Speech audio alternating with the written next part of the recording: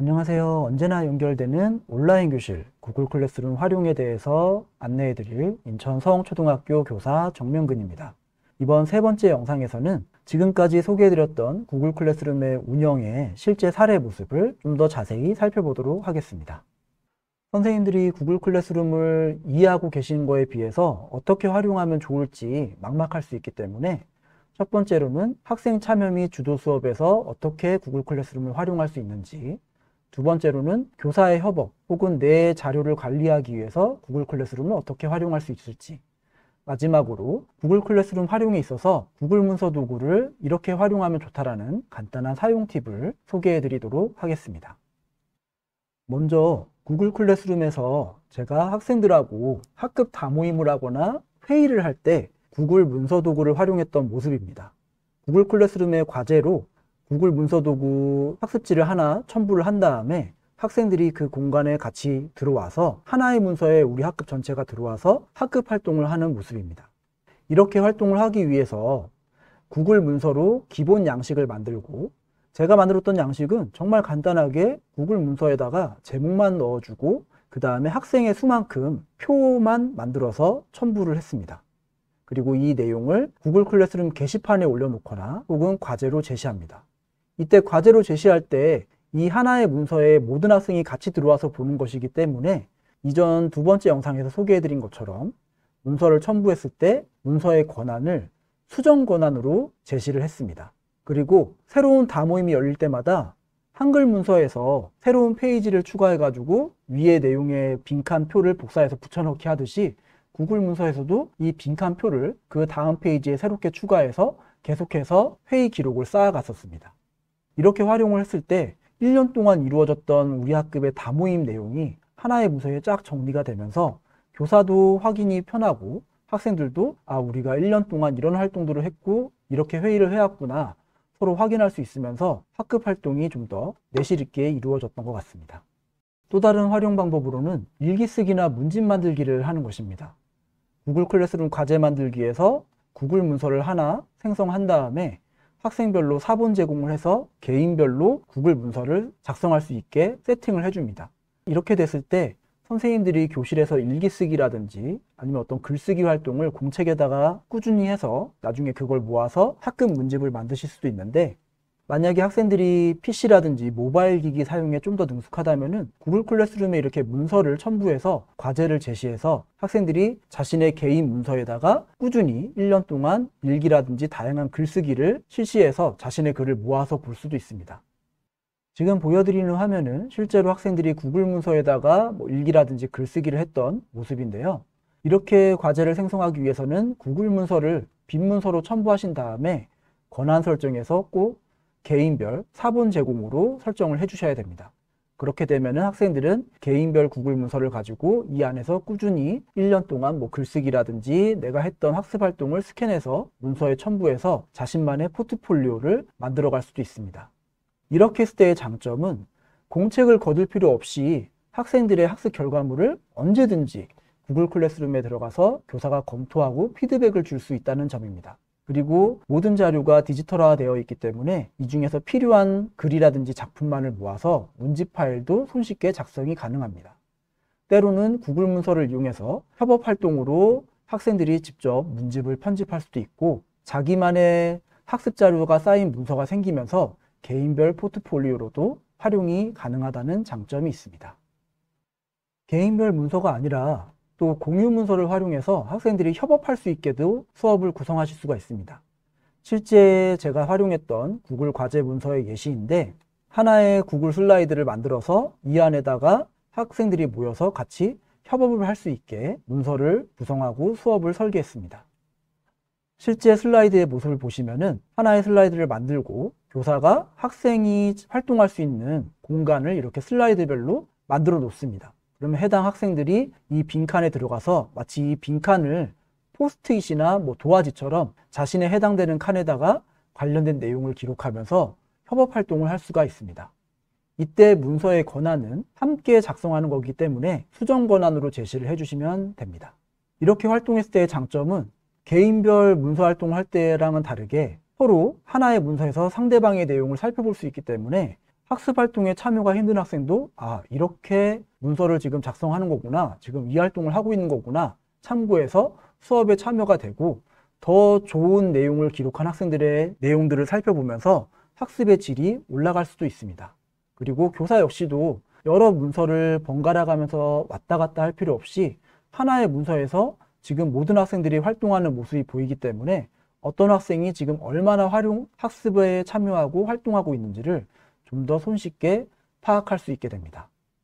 구글 클래스룸을 활용해서 하는 수업 모습 중에 또 하나로는 프로젝트별로 수업 관리가 용이하다는 점인데, 예를 들어서 수업 과제 만들기에서 이전 영상에서 설명드린 것처럼 주제 만들기를 통하면은 이렇게 화면에 보여드리는 것처럼 주제를 설정해서 섹션별로 과제를 모아서 관리할 수가 있습니다. 프로젝트를 진행하다 보면은 장기적으로 수업이 이루어지기 때문에 그때그때 학생들이 뭔가 활동을 해서 과제를 새로 첨부하거나 자료를 모아야 될 일이 있는데, 만약에 이런 수업 주제별 관리가 없다면은 이전에 내가 자료를 올렸던 게시물이 어디 있지를 찾아가는 것이 좀 어려울 수 있지만, 수업 주제별로, 프로젝트별로 과제를 이렇게 모아서 관리를 하게 된다면은 학생들이 자신이 한 활동에 대해서 쉽게 그 과제를 찾아가서 다시 수업 과제를 첨부하거나 수정 보완할 수 있게끔 학생들도 수업 활동에 참여가 용이해지고 교사들도 수업 관리가 편해지는 장점이 있습니다. 그리고 구글 클래스룸에 학생들이 첨부한 과제 혹은 교사가 첨부한 자료들은 모두 구글 클래스룸 안에서만 볼 수 있는 게 아니라 구글 드라이브 안에서도 확인할 수 있기 때문에 그 안에서도 이렇게 과제들을 일괄적으로 모아서 확인하시기가 용이해집니다. 그래서 장기간 이어지는 프로젝트를 주제별로 정리하면은 활동하기도 좋고, 그리고 그 내용을 손쉽게 관리할 수 있다는 장점이 있습니다. 그리고 2022 개정교육과정이 되면서 학생 중심 수업, 깊이 있는 이해를 위한 수업을 하는 방법 중에 하나로 거꾸로 수업이 제시가 되고 있는데, 구글 클래스룸에서 거꾸로 교실 수업 활동을 할 때도 구글 클래스룸만의 장점이 있습니다. 주제를 활용해서 학생들에게 제시했던 디딤 영상, 수업에 관한 사전 영상을 이렇게 주제별로 모아서 제시해 놓는다면은 학생들이 본인에게 필요한 영상들을 언제든지 손쉽게 찾아서 확인할 수 있습니다. 그렇다면 구글 클래스룸을 활용해서 거꾸로 교실 수업 활동을 어떻게 할 수 있느냐? 우선 과제 만들기에 들어가셔서 필요한 디딤 영상에 링크를 넣어주시거나 아니면 만들어진 영상을 첨부하실 수 있습니다. 이때 영상 링크는 유튜브에도 다양한 학습 콘텐츠들이 존재하기 때문에 그 영상들을 찾아서 링크를 첨부해 주시면 됩니다. 그리고 학생들도 영상을 시청한 다음에 영상을 시청했다는 기록을 남기면 좋기 때문에 학생들은 공책에다가 영상 내용을 기록한 다음에 이거를 문서를 스캔해 가지고 과제를 첨부해서 올릴 수도 있고, 혹은 학생들이 직접 구글 문서를 생성해서 그 내용에다가 디딤 영상을 본 내용을 정리해서 과제로 제출할 수도 있습니다. 이때 장점 중에 하나는 앞서 화면에 보여드린 것처럼 구글 클래스룸 과제에서 디딤 영상만 주제별로 모아서 제시함으로써 학생들이 이전에 제시됐던 영상들을 다시 손쉽게 찾아볼 수가 있고, 또 하나의 큰 장점으로는 구글 클래스룸 안에서 유튜브 영상을 링크로 제시하셨을 때 구글 클래스룸은 교육적으로 활용된다라고 설정이 되어 있기 때문에 영상 앞과 뒷부분에 유튜브의 광고가 나오지 않습니다. 그러므로 학생들의 학습에서 방해가 일어나는 요소가 좀 더 줄어들게 된다고 볼 수 있습니다. 학생 참여 및 학생 주도 수업 사례의 마지막으로 평가 활동도 간단하게 할 수 있는데, 이전에 소개드린 것처럼 수업 과제에서 만들기 버튼을 누르신 다음에 퀴즈 과제를 생성하시거나 혹은 일반 과제를 선택하신 다음에 구글 설문지를 첨부하셔가지고 평가지를 제작하실 수도 있습니다. 이렇게 평가지를 제작하게 됐을 때 구글 설문지가 보이게 되고, 그 구글 설문지에서 평가 내용, 질문을, 문항을 만드시고 문항에 대해서 답변을 할 수 있는 옵션을 설정하신 다음에 평가 점수 등을 설정해서 간단한 형성평가라든지 단원평가 자료를 만드실 수도 있습니다. 이때 구글 설문지에 그림이나 도표 같은 게 필요하다면은 기존 학습지 파일에서 그 해당되는 내용을 캡처해 가지고 설문지에 그림을 삽입해서 자료를 제시하신 후에 하단에 답변을, 정답을 입력할 수 있도록 질문을 만들어 주시면은 여러 가지 형태의 구글 설문지를 활용한 평가도 가능해집니다. 그리고 이렇게 구글 설문지를 활용해서 평가지 점수를 만드시고 학생들이 평가 활동에 참여한다면은 이 점수는 자동으로 구글 클래스룸의 성적 자료에 보관이 되게 됩니다. 이런 것들을 활용하셔서 다양한 학생 참여 및 학생 주도 수업 설계를 하실 수 있습니다. 그럼 이제부터는 교사의 협업 및 자료 관리 사례로서 구글 클래스룸을 어떻게 활용할 수 있는지 사례를 보여드리도록 하겠습니다. 먼저 첫 번째로 온라인 협의실을 활용하는 모습입니다. 구글 클래스룸을 개선하신 후에 교사 사용자 초대를 이용해서 이 구글 클래스룸에 같이 참여할 동료 교사들을 초대하실 수 있습니다. 이렇게 초대된 교사들은 이 구글 클래스룸 안에서 수업을 생성하거나 협의 자료를 올리거나 기타 자료를 같이 만들어 가지고 함께 공유할 수 있습니다. 예시 화면을 보시면은 수업 과제에 들어가서 도덕 수업에 관한 자료, 사회 수업, 교육과정 디자인할 때 했던 자료들을 이렇게 주제별로 섹션을 만드신 후에 관련된 내용을 누군가가 올려주시면은 이 내용들을 보고 같이 자료를 활용하실 분들은 활용하실 수 있고 참고하실 수 있게 됩니다. 그리고 구글 클래스룸을 그 해당 선생님이 교실에서 운영하신다면은 여기에 있는 어떤 수업 자료를 가지고 게시물 재사용 기능을 활용해서 본인의 교실에서 바로 과제로 생성해 줄 수도 있습니다. 그리고 이렇게 온라인 협의실을 이용해서 자료를 공유했을 때 좋은 점들은 이렇게 교사가 올려놓은 자료를 보고 교사들이 서로 또 댓글을 달고 소통하면서 이렇게 하면 좋을 것 같아요.